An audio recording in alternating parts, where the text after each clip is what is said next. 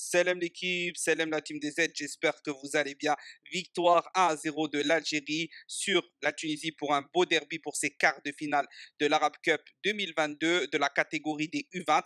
Donc l'Algérie qualifiée en demi-finale, elle rencontrera l'Égypte qui a éliminé le Maroc. Avant, bien évidemment, on aura un mot en cette fin de vidéo sur ces demi-finales qui arriveront. Mais là, on va se concentrer sur ce match, ce très très beau match, ce match d'hommes qu'ont fait nos jeunes de la catégorie U20.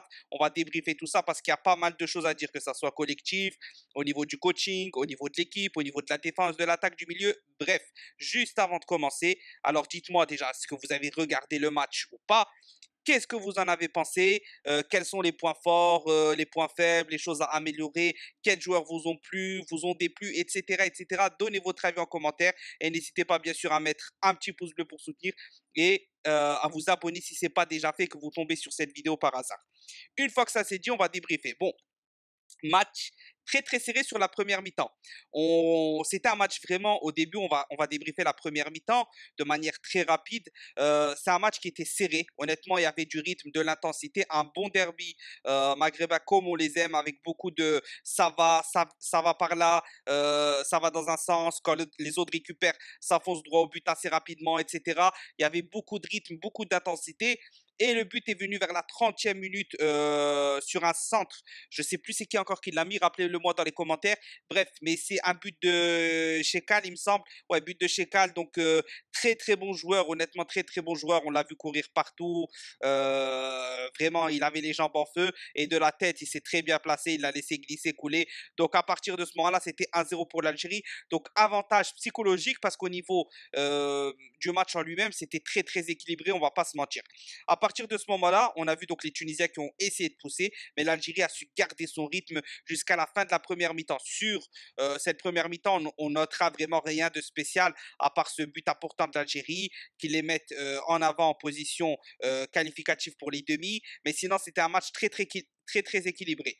Bon, la deuxième mi-temps, c'est là où tout change et c'est là où on a beaucoup de choses à dire, notamment collective, parce qu'on a vu une Algérie vraiment très solidaire. Alors ça prenait aussi bien les couloirs, notamment le couloir gauche qui a énormément été pris avec le joueur là, le numéro 3 que vous voyez sur la vidéo, Ben Ahmed, il me semble, de Lille. Etc. Donc très bon joueur. Ça prenait vraiment le couloir gauche très souvent et ça a essayé de repiquer dans l'axe un peu, allez je dirais 5-6 mètres avant la surface de réparation.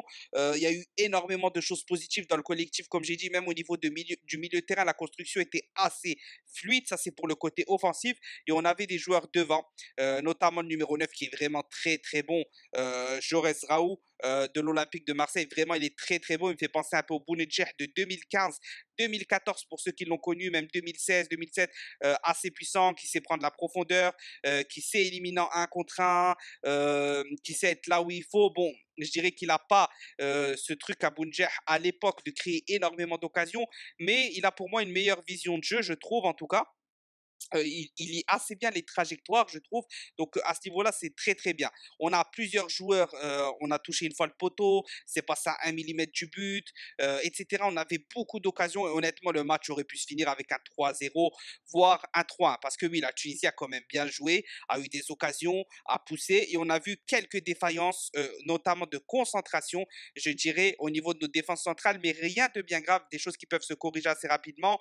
C'est peut-être que le bloc équipe n'est pas au top au niveau du milieu de la défense sur l'aspect défensif lors des contre-attaques adverses, mais sinon c'était très plaisant. Ensuite, on a vu un excellent coaching de la 7, vraiment la 7 que je trouve qui est en train de devenir cette fois-ci un vrai coach, un vrai coach, parce qu'avant c'était plus un genre d'animateur, de moniteur, quelqu'un qui gère très bien son groupe, un éducateur, quelqu'un qui gère très bien son groupe, mais là il est en train de monter en puissance en termes de coaching, je trouve, en termes en termes de choix, etc. Il fait rentrer un Rafik Omar qui est en feu, qui apporte énormément au milieu de terrain dans les espaces tunisiens. Et voilà, ça a donné un très bon match. comme j'ai dit, beaucoup de choses positives collectivement, individuellement, dans le coaching de l'asset, etc. Donc bon, attention quand même, on s'est fait quelques frayeurs bêtes, mais honnêtement, dans l'ensemble, sa deuxième mi-temps était vraiment pour nous. Les Tunisiens ont essayé, on sait, mais n'ont rien pu faire. Et nous, on a beaucoup manqué. Et attention, parce que face à l'Égypte, et là, on parle brièvement des demi-finales, ça va pas être le même match. L'Égypte est un peu plus costaud. Ils viennent d'éliminer le Maroc. Nous, on a éliminé la Tunisie. Pour moi, le Maroc et la Tunisie sont plus ou moins du même niveau. Euh, L'Algérie est pour moi aussi quasi du même niveau. L'Égypte, je dirais qu'elle est légèrement au-dessus, mais de très peu, de très très peu. Donc ça va être un match très difficile, mais c'est bien pour se jauger, pour continuer sur cette lancée. Donc, ce qu'on retient, c'est que l'Algérie a fait un match intéressant tactiquement. Il y a une cohésion de groupe, une cohésion d'équipe qui se ressent aussi bien dans l'ensemble du groupe, mais aussi sur le terrain, au niveau du 11, au niveau des entrants. Voilà, il y a plein d'aspects positifs à noter.